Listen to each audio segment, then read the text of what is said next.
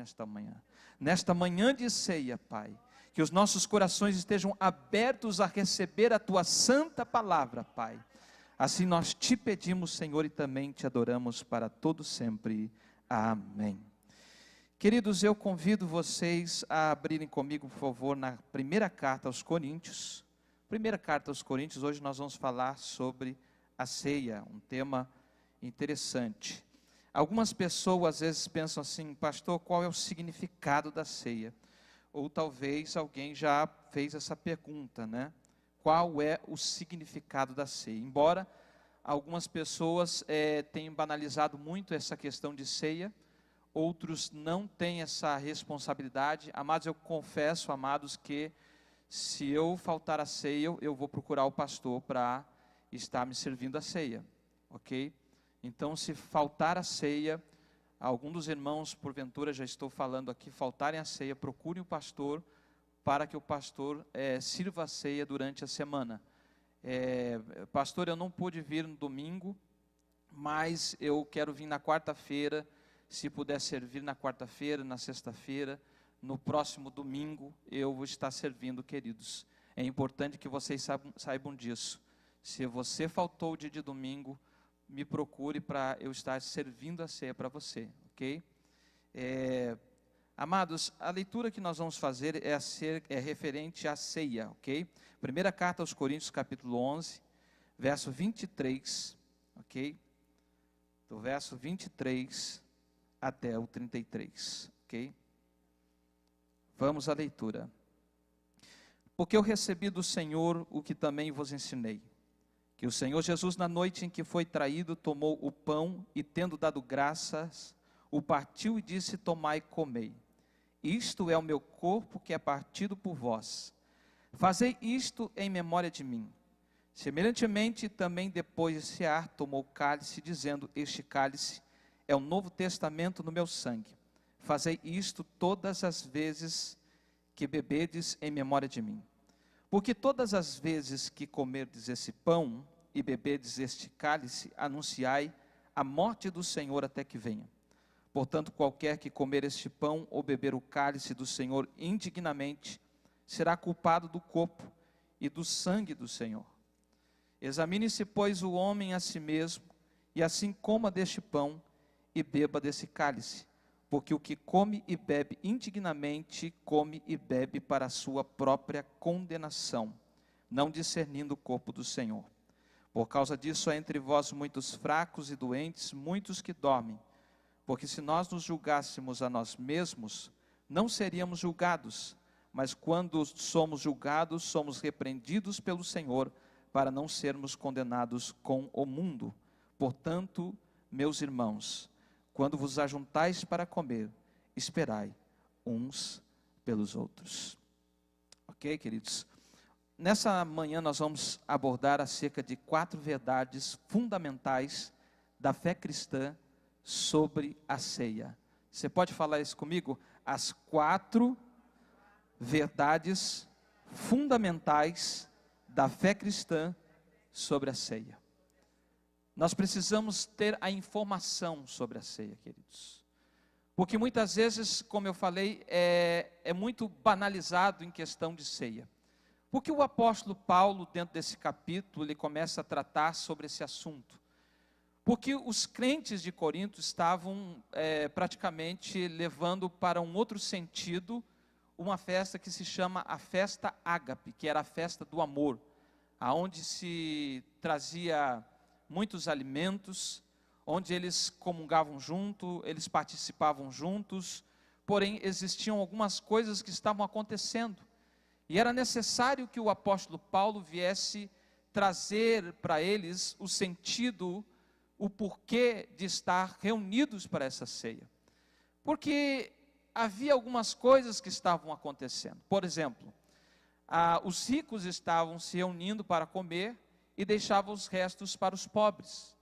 Então nós podemos ver dentro do texto, se você for ver o capítulo 11 inteiro, ele vai começar a tratar de alguns assuntos importantes como esses. Mas nesta manhã nós vamos falar de coisas fundamentais acerca da fé cristã, coisas interessantes, importantes para a nossa vida. E eu creio que o apóstolo Paulo, ele frisou muito sobre isso, sobre essas 4 verdades fundamentais. Aí você pensa assim, pastor, olha, eu tenho muito pouco tempo de vida cristã. Eu aceitei a Jesus há alguns meses, fazem 1 ano, 2 anos. Embora o tempo seja 1 ano, 2 anos ou 10 anos, existem pessoas que não conhecem o sentido bíblico, a verdade bíblica acerca da ceia. Como é importante isso, nós vivenciarmos isso. São bases principais, são bases importantes, e por isso que o apóstolo Paulo traz os coríntios de volta para esse sentido dessas verdades, para que eles entendam e não banalizem, querido, esta festa, que é a festa ágape, que é a ceia do Senhor, e simplesmente tratem como coisas simples, comuns, e que eles podem fazer o que querem. Não. Então, nesta manhã nós vamos falar sobre essas 4 verdades que nós precisamos entender acerca da ceia, ok? A primeira verdade contida, queridos, nós podemos ter em mente, está no versículo de número 26.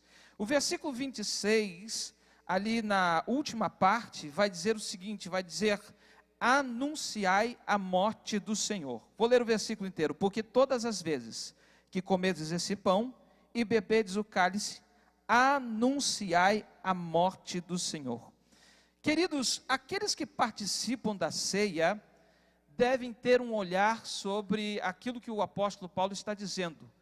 Anunciar a morte do Senhor. Pastor, mas anunciar a morte do Senhor, eu prefiro enxergar o Cristo ressurreto. Eu preciso olhar para esse Cristo que ressuscitou e venceu. É importante isso. Com certeza olhar para o Cristo que é o ressurreto, aquele que venceu, aquele que está à direita de Deus Pai. Mas nós estamos numa ceia para falar do Cristo, queridos, fazer menção do Cristo, da morte de Cristo. E quando o apóstolo Paulo fala sobre isso, ele está fazendo menção que é necessário que nós venhamos a olhar para trás e enxergar o que aconteceu na cruz do Calvário. E quando nós olhamos para esse texto, nós temos que ter em mente que não somente o apóstolo Paulo, mas outros apóstolos aqui fizeram menção acerca da cruz, acerca da morte de cruz. Por exemplo, a profecia de Isaías, no capítulo 53 de Isaías, vai falar do próprio Cristo como Cordeiro, que ele que entregou a sua vida por nós. Mas o apóstolo Paulo faz menção de uma forma tão maravilhosa, queridos, como por exemplo, na primeira carta aos Coríntios, no capítulo 1, verso 18, que diz: pois a mensagem da cruz é loucura para os que estão perecendo, mas para nós que estamos sendo salvos, é o poder de Deus. Então, quando o apóstolo Paulo faz menção acerca da morte, ele quer dizer que nós devemos estar olhando para a cruz, lembrando de tudo o que aconteceu, lembrar do que o profeta Isaías profetizou, dizendo que ele foi ao matadouro como um cordeiro mudo, não abriu a sua boca. Mas por que o próprio Cristo faz isso? Porque ele demonstra o ápice, queridos, do amor, a altura máxima, se eu posso dizer que há altura sobre este amor, que não tem, é um amor incondicional, aonde ele entrega a sua própria vida por nós, aonde ele derrama o seu sangue. E quando nós olhamos para a cruz, queridos, nós temos que entender que nós estamos olhando para uma vitória, e não para uma derrota, embora algumas pessoas pensem, não, foi derrota porque ele morreu. Alguns não acreditam na ressurreição de Cristo, e outros somente olham para a morte da cruz, e aí pensam, não, ele não ressuscitou, é simplesmente uma história. Mas quando nós olhamos para a cruz do Calvário, nós lembramos de Apocalipse 12, que diz que nós o vencemos pelo sangue do Cordeiro e pela palavra do testemunho. O sangue que foi derramado lá na cruz fez efeito sobre a nossa vida. Se nós estamos nesta manhã aqui, queridos, glorificando a Deus, é porque o sangue foi derramado na cruz do Calvário. A morte foi vencida. Nós sofremos aqui, queridos, praticamente uma transformação completa, porque ali, quando falo de sofremos, queridos, de sofrimento, é porque a carne não quer que aconteça isso. Porém, quando nós nos deparamos com a cruz, olhando para a cruz do Calvário, o sacrifício de Cristo, nós vemos, querido, que há uma luta, uma guerra dentro de nós, que contra a nossa vida, a nossa carne tenta nos derrubar. Porém, quando olhamos para a cruz do Calvário, nós encontramos a vitória, nós encontramos a mudança, nós encontramos a transformação. Paulo faz menção aos Coríntios aqui, que nós lemos, que isso é poder de Deus, é poder de Deus. Há um outro texto, queridos, que em Marcos capítulo 8, verso 34, para entender quem são os discípulos, o próprio Jesus disse assim à multidão: se alguém quiser apanhar-me ou me seguir, negue-se a si mesmo, tome a sua cruz e siga-me. Tomar a cruz, esse é negócio de discípulo de Cristo. Entender que olhar para a cruz do Calvário está olhando para algo, queridos, que é fora do comum, dentro da perspectiva espiritual, dentro do olhar de Deus. Entregar o seu próprio filho, entregar por pessoas injustas, por pessoas pecadoras, mas o amor que ele sentiu, a justiça que foi aplicada mediante o sacrifício de Cristo. Esse é o verdadeiro sentido. Derramou o seu sangue por nós, se entregou por nós.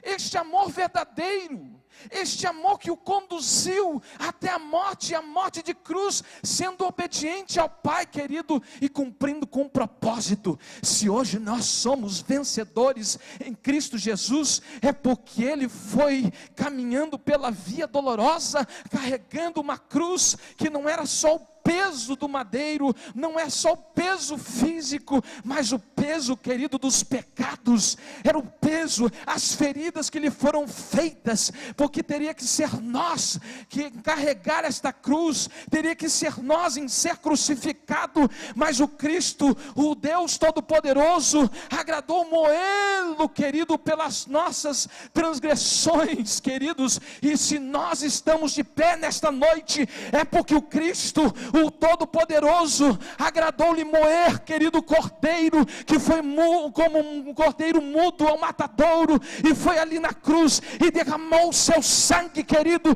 para que hoje você se assentasse em cadeiras almofadadas, e glorificasse o nome dele, dizendo: Ele é maravilhoso.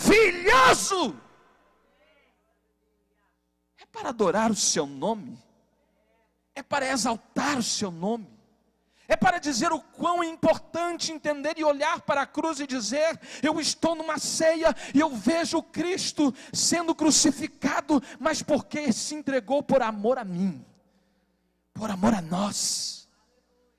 Essa é a primeira verdade que eu vejo, querido, dentro do texto. É interessante, queridos, porque Pedro, na primeira epístola de Pedro, no capítulo 2, verso 24, diz assim: e ele mesmo levou em seu corpo os nossos pecados sobre o madeiro, a fim de que morrêssemos para os pecados e vivêssemos para a justiça. Por suas feridas vocês foram curados. Olha que poderosa essa palavra. Olha a menção que Paulo está fazendo acerca de nós olharmos para a cruz. Quando nós olhamos para a cruz, nós temos que entender que todas as vezes que comemos o pão e bebemos o cálice, nós não somente anunciamos a morte do Senhor, mas quando Jesus pegou o pão e partiu, ele disse assim: este é o pão, este é o pão, o meu corpo que é partido por amor de vós. É por amor de nós. Ele se entregou por amor de nós. Aí você olha para a sua vida e pensa assim: pastor, não mereço. Mas a graça, que é o favor imerecido, nos faz entender isso. Nós não merecemos, mas necessitamos dessa graça.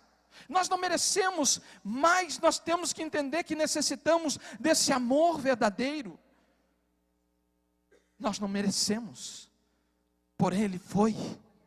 Cuspiram no seu rosto, colocaram uma coroa de espinho, bateram sobre essa coroa até cravar os espinhos sobre a sua cabeça. Isaías diz que nele não havia formosura. Eu não sei se não havia formosura, claro que eu devo pensar, querido, que Cristo deveria de ser um homem muito bonito, mas na cruz ele ficou deformado por conta de levar, queridos, tantas pauladas, de apanhar, de levar tapa no rosto.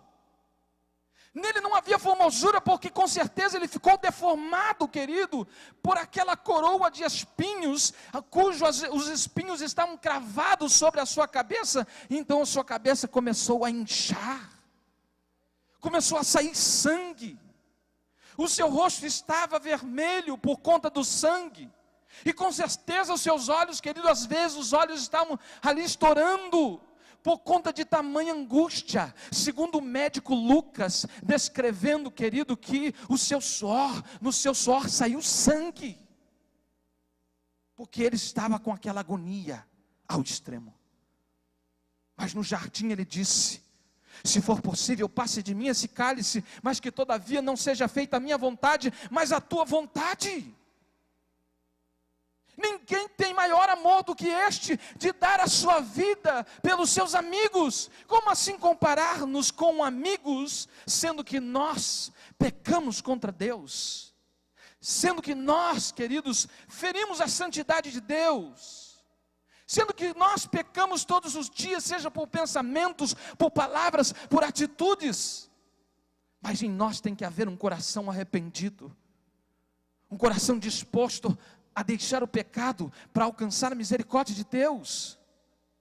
Olhar para a cruz é isso, é enxergar o sacrifício de Cristo. Esse sacrifício, queridos, aonde tinha que ser eu, mas Ele foi no meu lugar, para aplacar a ira de Deus, para aplacar tudo aquilo, queridos, que estava contra a nossa vida. Porque algumas pessoas pensam assim: não, pastor, era contra o diabo. O diabo, ele sempre quis nos destruir, queridos. Mas tem gente que tem mais medo do diabo do que Deus. Quem tem o poder de fazer você ir ao inferno?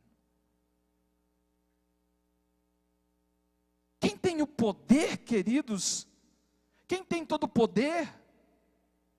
O diabo está aí, mas todo o poder pertence a Deus. Nós devemos temer ao Senhor. Eu me recordo de Martinho Lutero. Sabe como ele se converteu? Ele era um jovem promissor, querido, era um jovem advogado. O seu pai estava já alinhando todo o seu caminho como advogado.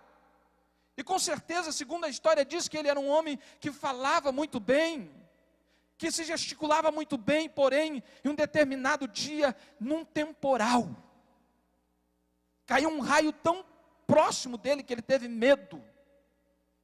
Então ele fez uma promessa de servir ao Senhor por conta da vida que Deus havia poupado. Chega um momento, queridos, que Martinho Lutero, queridos, enquanto a esse temor, enquanto ele estava na igreja católica, ele se confessava por tudo que fazia. Um determinado padre chegou para ele e disse assim: olha, quando você tiver um pecado, realmente você vem aqui e confessa.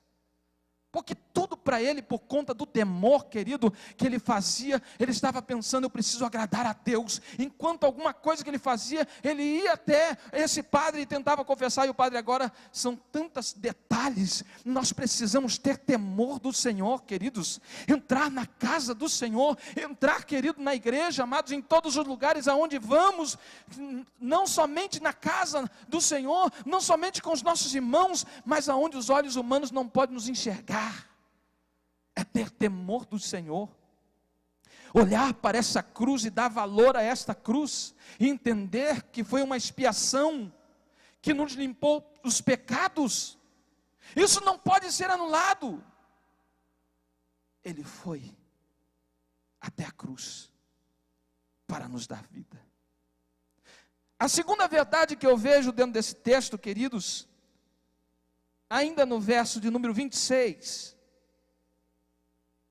ele diz assim, na última parte: até o quê? Até que ele venha. Quanto à prática da ceia, queridos, nós precisamos não somente olhar para trás, para a cruz, e enxergar esta verdade de Cristo que foi crucificado, morreu por nós, mas nós precisamos olhar para frente, na expectativa da volta do Senhor. Quando eu penso acerca disso, queridos, eu lembro de Hebreus capítulo 9, verso 27 e 28, que diz assim: da mesma forma, como o homem está destinado a morrer uma só vez, e depois disso enfrentar o juízo, assim também Cristo foi oferecido em sacrifício uma única vez, para tirar os pecados de muitos, e aparecerá segunda vez, não para tirar o pecado, mas para trazer salvação aos que o aguardam. Quem está aguardando a vinda de Cristo?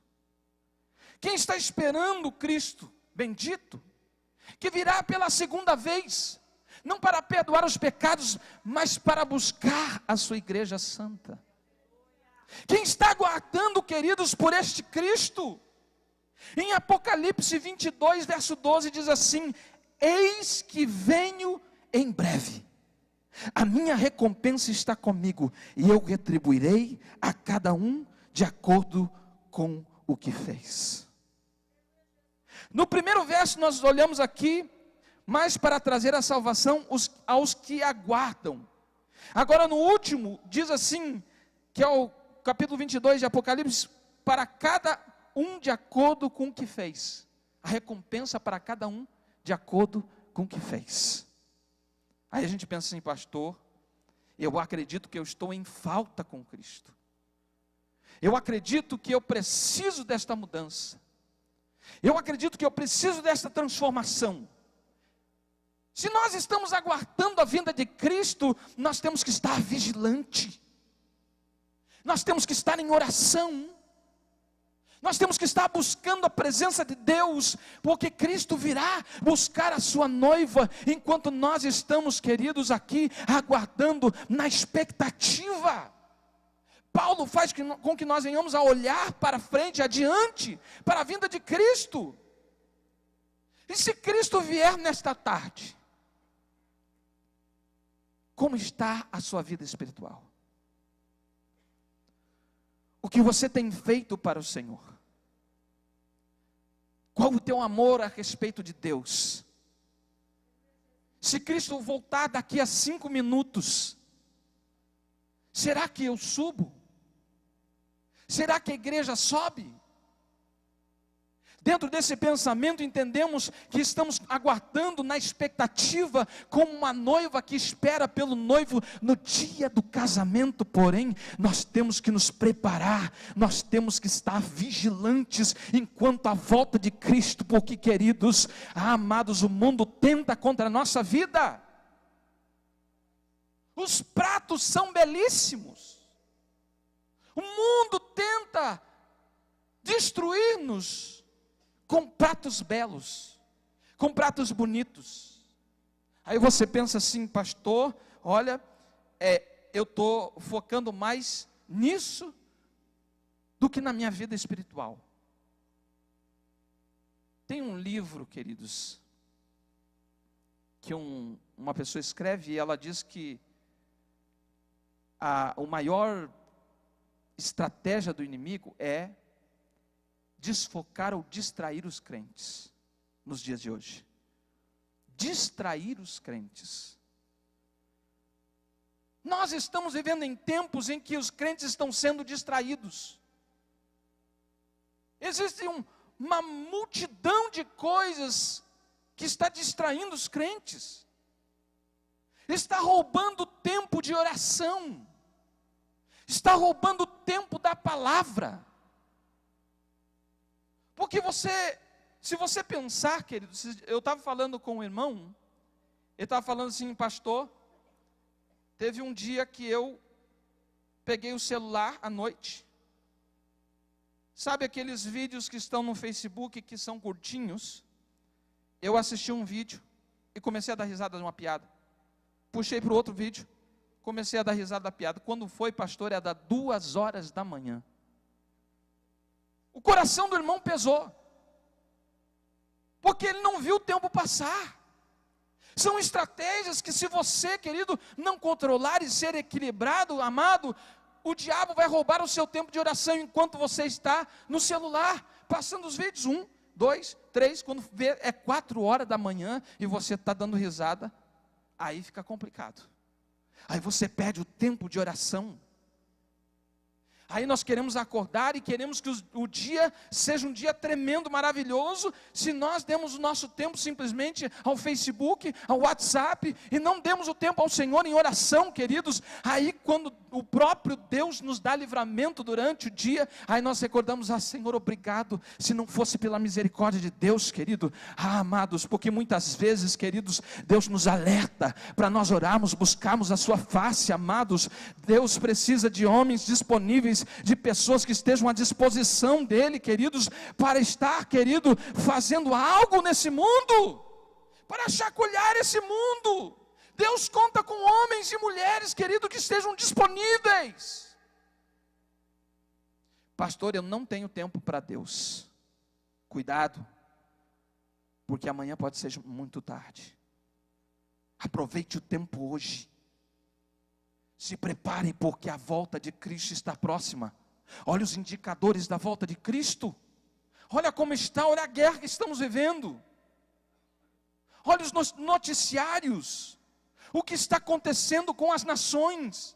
E às vezes nós pensamos, pastor, eu não sei, mas nós estamos orando muito, é uma guerra, uma batalha espiritual, e é uma batalha espiritual, queridos, mas quando nós olhamos para Apocalipse, nós entendemos, queridos, que muitas coisas estão acontecendo, porque a palavra está se cumprindo, muitas profecias estão se cumprindo, querido. Nós devemos ter temor disso, e respeitar a presença de Deus, e amar mais a Cristo, e buscar a sua presença, queridos, sem cessar, a todo momento, pregar a palavra para os nossos filhos, levá-los à adoração a Cristo, a se ligarem com Cristo, porque, queridos, amados, muitos estão deixando com que o inimigo roube o tempo dos filhos.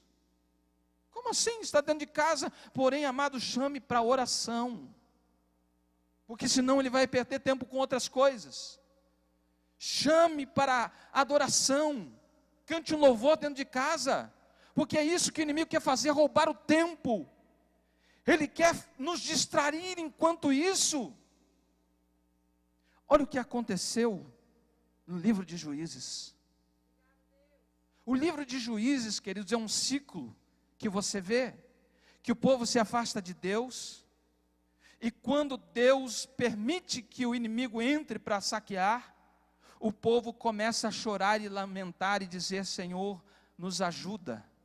Aí Deus levanta um juiz, esse juiz destrói os inimigos, mas o povo volta para a idolatria, um ciclo que não para. Sabe o que é isso, queridos? É que muitas vezes as gerações estão se achegando, amados, e nós não estamos tomando posição para dizer à nossa casa, vamos adorar ao Senhor, vamos servir ao Senhor, vamos orar ao Senhor. Esse dia da semana é consagrado ao Senhor, todos aqui vão jejuar, todos aqui vão adorar ao Senhor, vamos fazer um culto no lar, queridos. Isso é importante, amados, trazer os nossos filhos para adoração ao Senhor, queridos, porque a geração está passando, e existe uma geração que não reconhece o senhorio de Cristo, existe uma geração, queridos, rebelde, amados, que não conhecem, que não tem, queridos, não tem intimidade com Deus. Infelizmente, o tempo está passando, e se nós amamos os nossos filhos, se nós aguardamos com expectativa a volta de Cristo, nós não queremos que os nossos filhos se percam. Nós não queremos que os vizinhos se percam. Nós não queremos que a nossa família se perca. Coisa horrenda será, queridos. Já pensou você ver alguém de dentro da sua casa naquele dia no trono branco, no juízo final? Alguém que vai se apresentar em que você não falou, não pregou, não disse nada, enquanto compactuava com os erros. Como vai ser naquele dia? Se nós não olharmos para isso, se nós não tomarmos posição agora, Como vai ser se nós não tomarmos posição como igreja, se ficarmos em silêncio enquanto os erros, as falhas? Nós temos que interceder pelos nossos filhos, nós temos que interceder pelos nossos parentes, nós temos que aguardar no fervor da palavra de Deus, da oração, da adoração, mas atraindo aqueles que ainda não estão em Cristo, para que estejam em Cristo, para que vejam em nós como uma carta aberta, um testemunho fiel da presença de Deus. Quando alguém olhar para você e dizer assim, aquele se parece com Cristo, mas queridos, existem crentes, infelizmente, que não se parecem com Cristo, se parece mais com o diabo do que com Cristo. Infelizmente, o mundo olha e diz assim, aquilo ali não se parece com Cristo de jeito nenhum, se parece com o diabo, porque esses crentes ainda não entenderam e não aguardam na expectativa da vinda de Cristo.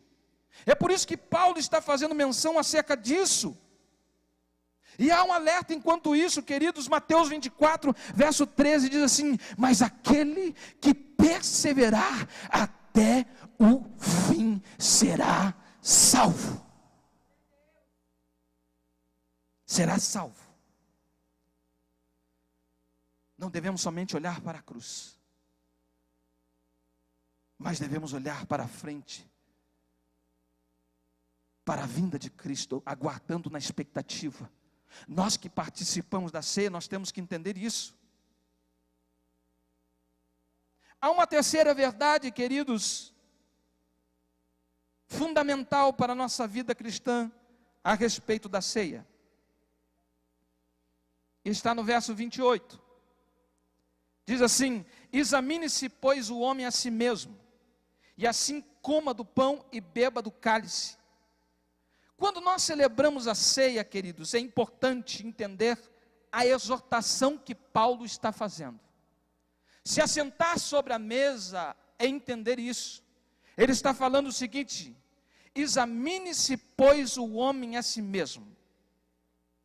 Você não olha para o seu irmão. Você não vem para a ceia para olhar para o seu irmão. Porque, pastor, mas olha o fulano, pastor. Amados, tem crente que fica observando outras pessoas nas redes sociais. Infelizmente existe isso. Tem pessoas que ligam para o pastor, olá, é a sua ovelha, viu? Está postando isso no Facebook. Pastor, olha só, um dia uma pessoa veio aqui acusar alguém, eu já sabia da história, mas na verdade ela estava equivocada. Quando ela falou isso, imediatamente eu falei, olha, mano, vou chamar o fulano aqui, vamos tratar aqui mesmo, aqui na frente. Aí ela já ficou com aquela situação, entendeu? Porque gosta de falar dos outros, gosta de olhar para os outros, mas não olha para a própria vida. Não olha para a própria vida. Porque nós muitas vezes, quando temos esse autoexame, esse olhar, nós temos que estar como Isaías. Você vê que Isaías, ele fica falando e profetizando, dizendo, ai da nação tal. Mas chega no capítulo 6, ele diz, ai de mim. Porque ele se depara com o trono de Deus. Ele se depara com o próprio Senhor, e ele olha para dentro dele, ele faz um autoexame, e ele sabe que ele é pecador. Ele sabe que ele é falho. Ele não merece estar diante do trono de Deus. Ele reconhece, ele diz, ai de mim, porque estou perecendo, porque sou um homem com lábios impuros, e habito no meio do povo que tem lábios impuros, queridos. O que significa isso, amados? Este autoexame tem que ser feito em nossas vidas. Nós temos que olhar para nós, para a nossa vida espiritual e dizer, não, eu preciso mudar nisso, eu preciso mudar naquilo. Mas é tão difícil, pastor. Esses dias eu fiquei feliz com um irmão que deu um testemunho. Ele falou, pastor, eu não estava tendo tempo para ler a palavra, quando eu descobri um aplicativo que eu escutava a Bíblia. Pastor, mas escutar a Bíblia é diferente de você pegar a Bíblia na mão. Queridos, se você vai para o trabalho e coloca o aplicativo, ou coloca no YouTube Bíblia Sagrada, e você vai escutando a palavra, Ele começou a me perguntar um monte de coisa a respeito do Velho Testamento. Começou a falar de algumas situações. Eu comecei a falar para ele, explicar algumas coisas e tal. E foi interessante porque assim, quando você fala que você não tem tempo, aí você pensa numa estratégia para que você consiga.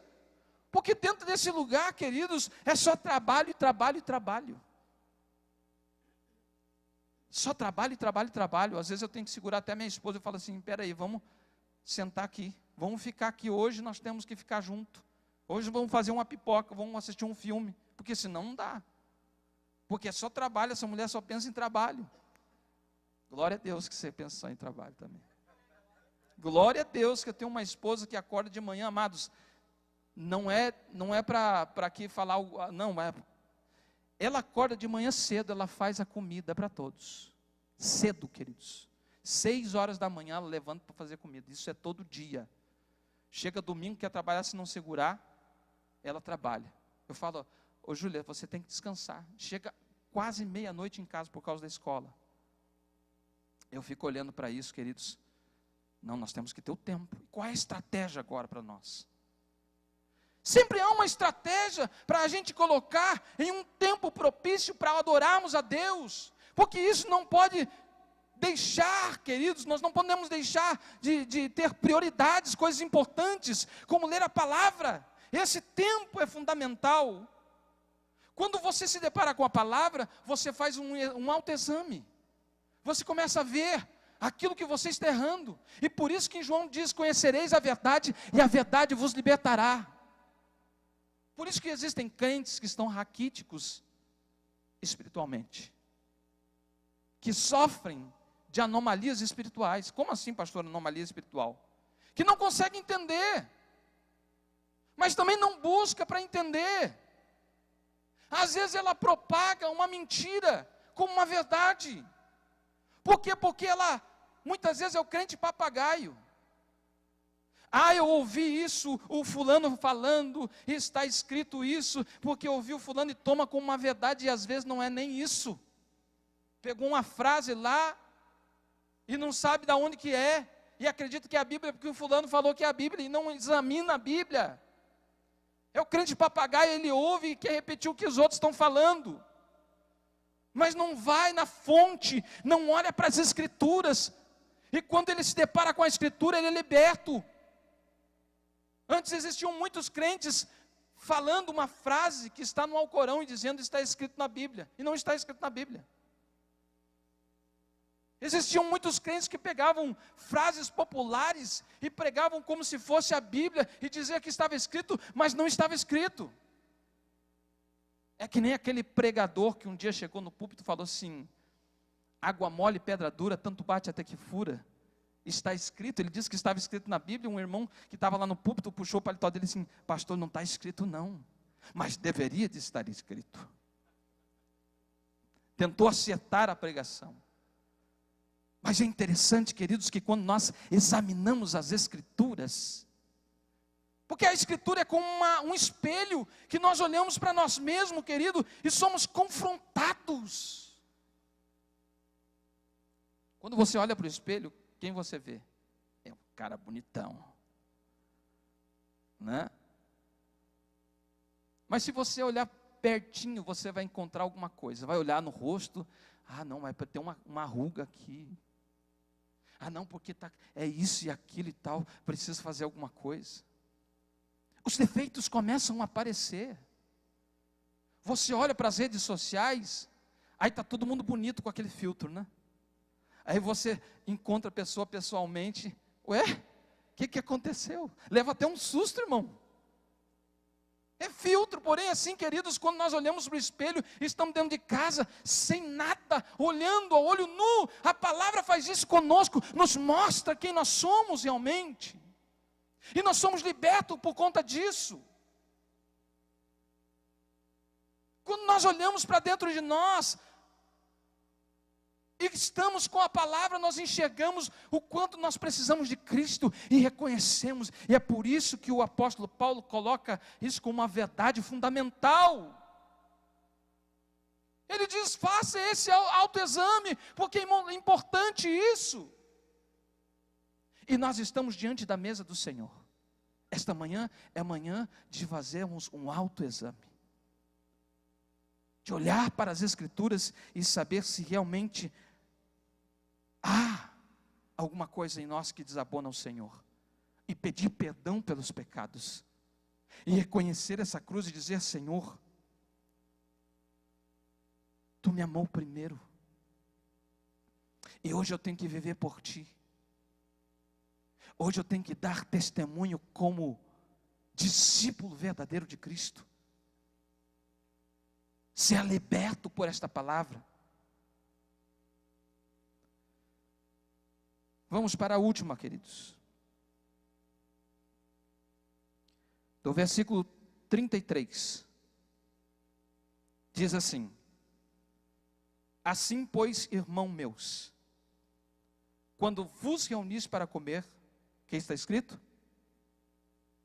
Esperai. Esperar uns pelos outros. Veja bem que a primeira verdade foi o quê?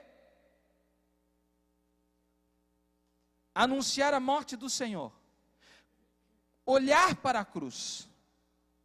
Dar valor ao sacrifício da cruz. Saber o que Ele fez por nós, o amor que Ele teve por nós. O segundo é o quê? Anunciar até que venha. Na expectativa da volta de Cristo, para arrebatar a sua igreja. O segundo olhar é para frente. O primeiro foi para trás para olhar a cruz de Cristo. O segundo foi para olhar a volta do Senhor, na expectativa.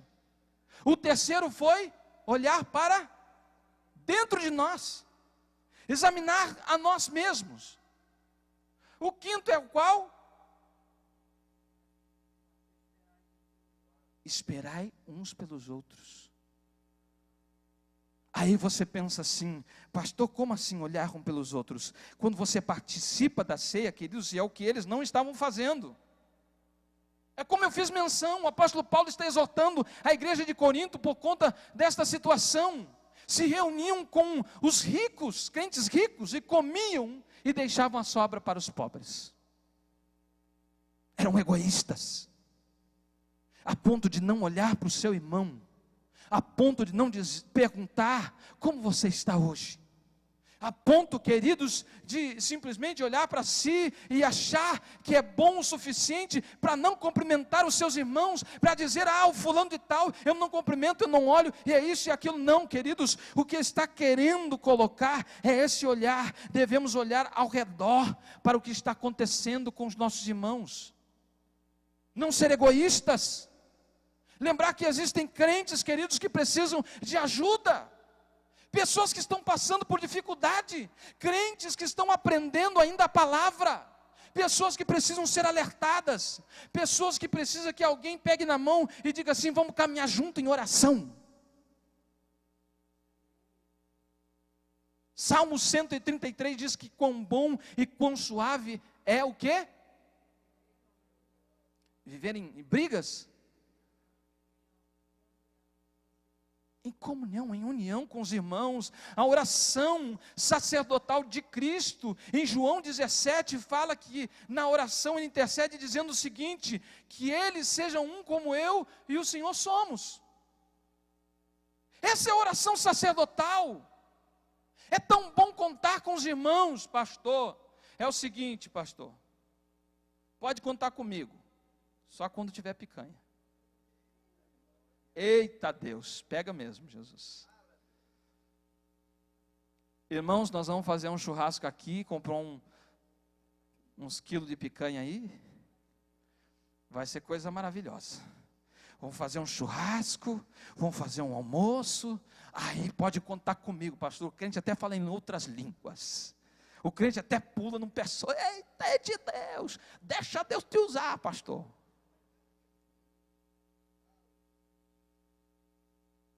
Há uma expressão na Bíblia acerca de uma aliança chamada aliança de sal. Quando Deus faz essa aliança, é irrevogável essa aliança. Imagine só você, querido, há uma expressão, acho que no Brasil, que fala assim: comer sal comigo, né? Você come sal comigo? né? Para ver se realmente é companheiro mesmo. Você come 1 quilo de sal comigo? Se eu convidasse você e falasse assim, olha, eu não tenho picanha, mas eu tenho sal, vamos comer 1 quilo de sal comigo? O crente ia fugir, irmão. Porque muitas vezes, queridos, nós estamos apegados a nós mesmos, nós não olhamos para o nosso irmão. Com quem que você pode contar? São poucos os teus amigos. São poucos daqueles que muitas vezes, você vê no Brasil tem aqueles caras que eu vou te falar. Mas também você precisa falar, não, vamos fazer uma feijoada, nós vamos fazer uma laje lá, eu preciso de alguém para ajudar para encher a laje, né? Aí no Brasil aparecem uns 500, né, para comer a feijoada e vai encher a laje, né? Mas queridos, quão importante é você ter amigos que realmente você pode contar. Que você pode ligar e dizer, pastor, ó, fulano de tal, eu estou passando por uma dificuldade, vamos orar junto. Sabe aquele que você pode contar, queridos, e até de madrugada, se você ligar, ele te atende? Só se o sono for muito pesado, né? Não acorda. Mas é importante que tenhamos pessoas, que a igreja entenda isso, essa comunhão, que nós venhamos a viver esta comunhão plena, que nós possamos viver esse amor pleno, de olhar para os seus irmãos sem fazer esta situação toda, porque tem gente, queridos, que olha para o irmão e às vezes até faz cara de nojo, faz cara de que está desagradável, parece que o céu dela vai ser diferente do irmão. Como é que vai ser subindo, arrebatando, Jesus arrebatando os irmãos, e o irmão lá, esse não, fica aí crente, você não vai subir, querendo barrar crente, não vai ter isso. Ah não, na minha casa, lá no céu, não, porque João 14, há muitas mansões, a minha mansão, você não entra, eu vou colocar uma placa lá, que o fulano não entra. Você acha que vai ter isso? Você acha que vai ter tudo separado? Não vai ter tudo separado, querido. Nós temos que viver essa comunhão plena. Nós temos que pegar na mão do outro e dizer assim, é um só Espírito. O que o fulano está precisando é comida. Amados, esses dias eu vi um jovem, ele estava com um cartão,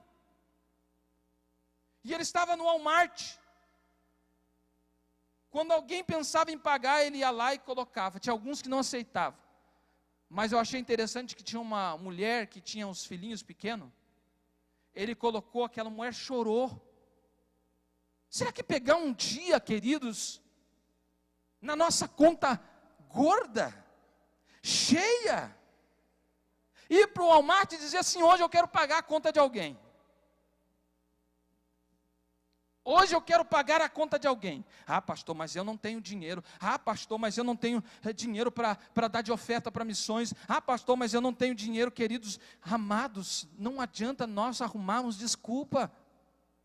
Porque tem gente que ganha muito nessa terra, trabalha bastante, é grato a Deus. Mas precisa lembrar que existem outras pessoas que estão desfavorecidas. Pessoas que precisam de ajuda, irmãos que precisam, amados, e muitas vezes nós temos que fazer isso. Muitas vezes nós temos que sair do conforto, queridos. Quando eu olho para o Brasil, amados, olha, tanta gente. Quando eu ligo para minha mãe, o fulano de tal está precisando de fazer uma cirurgia do estômago. Falei, mãe, e aí? Você pode ajudar? Não posso, mãe, mas eu vou tirar do meu filho.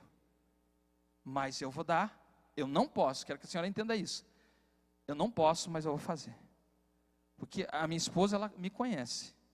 Eu não posso ver ninguém passando dificuldade, amados. É complicado, e ela já é, mas ela dá aquele chacoalhão, né? Acorda. Porque senão gasta todo o dinheiro, queridos. Mas quando nós entendemos que é necessário, que é importante olhar para os nossos irmãos amados, orar por eles, ajudar aqueles que estão desfavorecidos, queridos, pegar na mão, andar junto, é comunhão. Orar ao Senhor, clamar, interceder por aquela vida, dizer, irmão, que você precisa hoje. Olha, hoje eu não tenho dinheiro, mas vamos orar juntos. Deus vai mandar a providência. Contar com pessoas, queridos. Nós somos tão individualistas nessa terra, parece que essa terra muda o nosso coração. Muda o nosso estilo de vida. Nós não olhamos para os nossos irmãos muitas vezes. Se Deus tem colocado no seu coração, não, no Brasil está passando porque muitas vezes eu já falei isso, queridos. Se você vê alguém passando dificuldade, você tem condição de ajudar. Não tenho todo o dinheiro, mas eu vou dar um pouco. Eu vou ajudar com oração. Eu não tenho dinheiro, mas vou ajudar com oração. Paulo está chamando a atenção a respeito disso. É uma exortação. O olhar que Paulo está falando aqui é olhar para os irmãos, mas não com esse sentido, queridos, de fazer fofoca, de falar mal, não, de ajudar, de perguntar, você está bem hoje? Como é que você está? Mas pastor, nem para meu filho eu pergunto isso. Pastor, nem para minha esposa, nem para o meu marido eu pergunto isso, para ninguém eu pergunto isso, queridos. Existem crentes que parece que foi batizado no suco de limão, irmão. Eles acordam azedo. Tem crentes que não sorri de jeito nenhum, com aquela cara carrancuda e acham que a santidade é essa cara. Existem pessoas que não entendem, porque nós precisamos disso, nós precisamos uns dos outros. Eu preciso da oração dos irmãos, pela minha casa, a igreja precisa da oração dos irmãos. As portas estão abertas, Cristo tem sustentado essa igreja, tem sustentado, mas se nós não orarmos uns pelos outros, como vai ser? Um dos alicerces da igreja é a oração. A igreja que não tem oração é uma igreja anêmica. É uma igreja que não tem saúde. Todos nós precisamos entender isso, pegar na mão do outro, interceder, glorificar a Deus. Queridos, nos interessarmos pela santa palavra do Senhor. Comunhão. Olha para o irmão e diga assim, olha, eu quero viver em comunhão.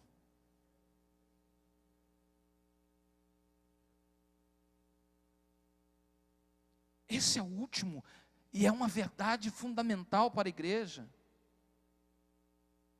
É amar uns aos outros.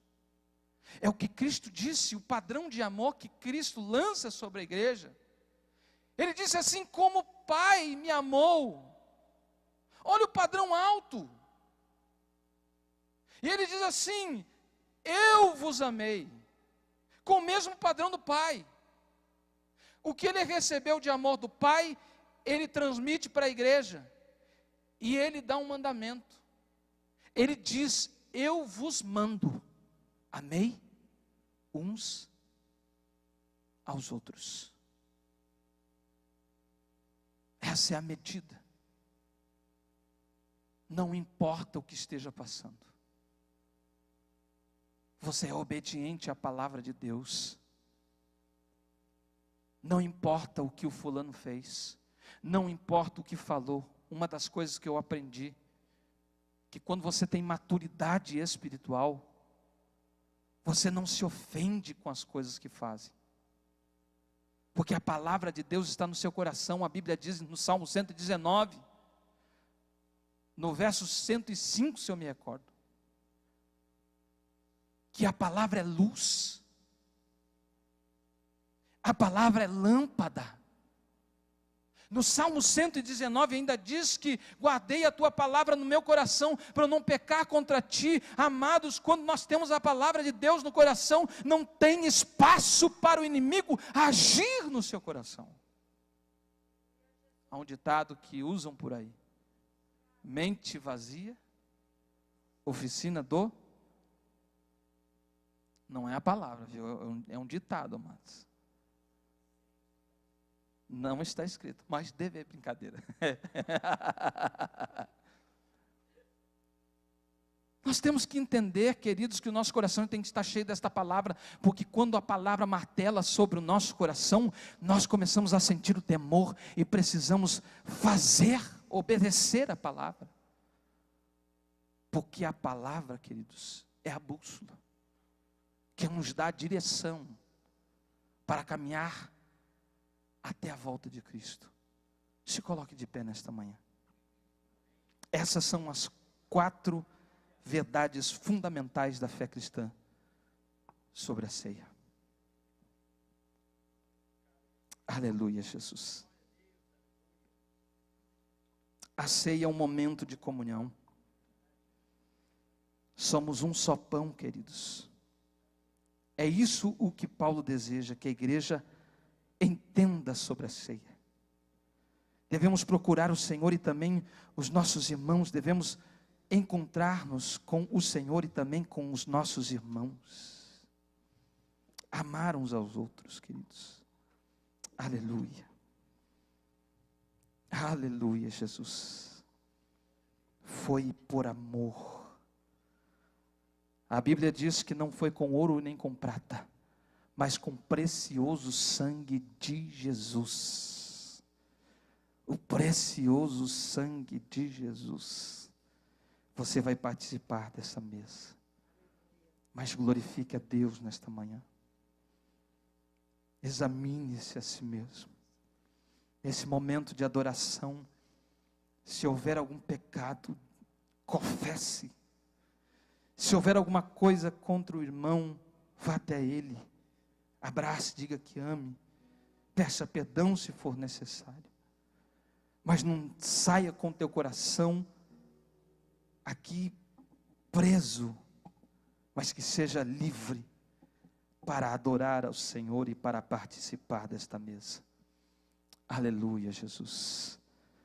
Esse é o momento de reflexão.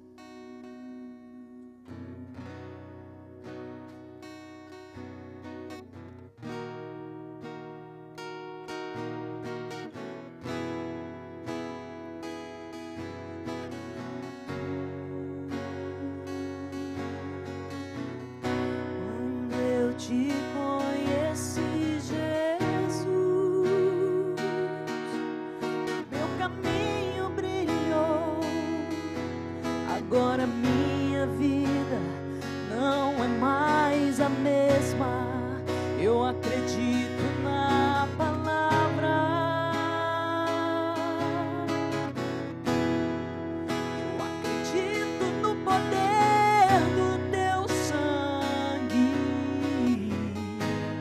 que me libertou da morte para a vida, e a vida que eu vou viver agora é para um motivo bem maior. Aleluia, Jesus. Que o meu. Adore ao Senhor, querido. O poder do amor e da ressurreição, e aquela velha cruz está vazia agora, e a vida que eu vou viver agora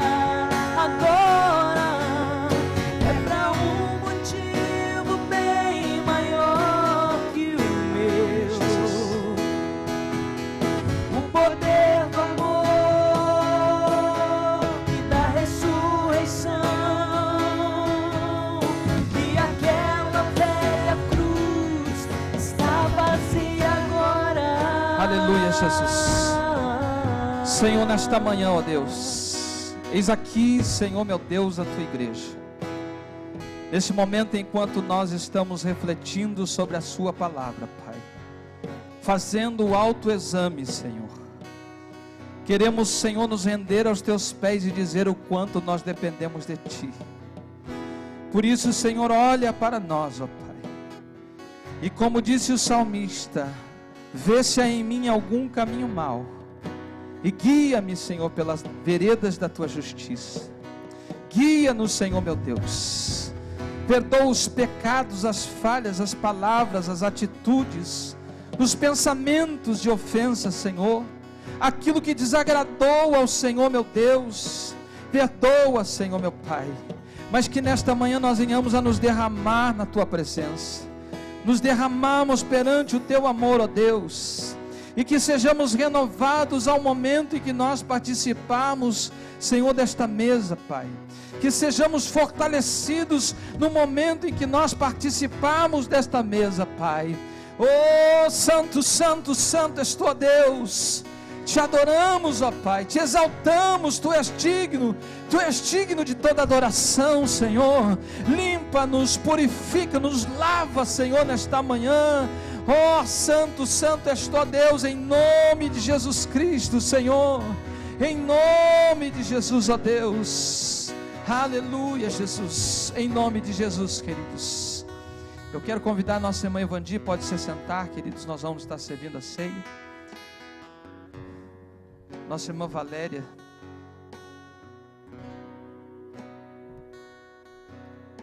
Nossa irmã Valéria, ela já estava falando, eu quero servir a ceia. Eu falei, tá bom, mas a senhora está lá na escala, mas eu quero servir a ceia. Eu falei, ok, tá bom.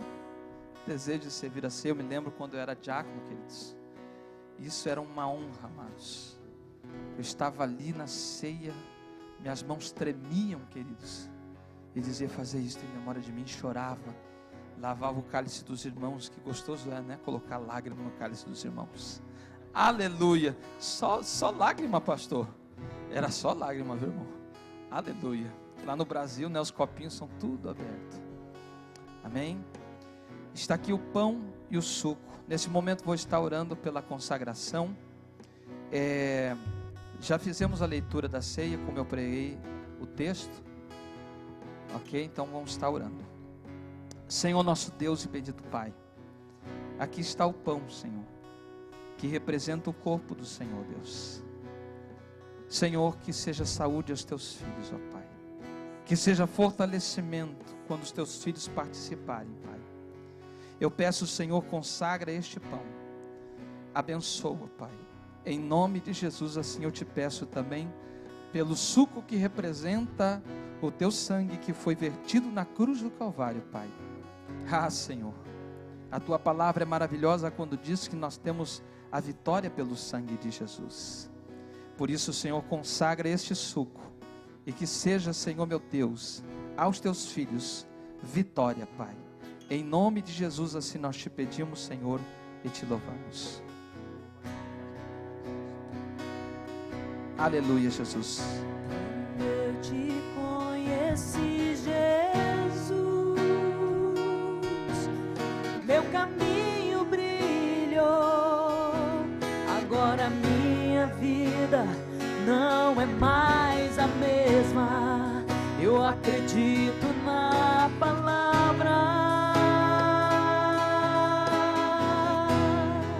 Eu acredito no poder do teu sangue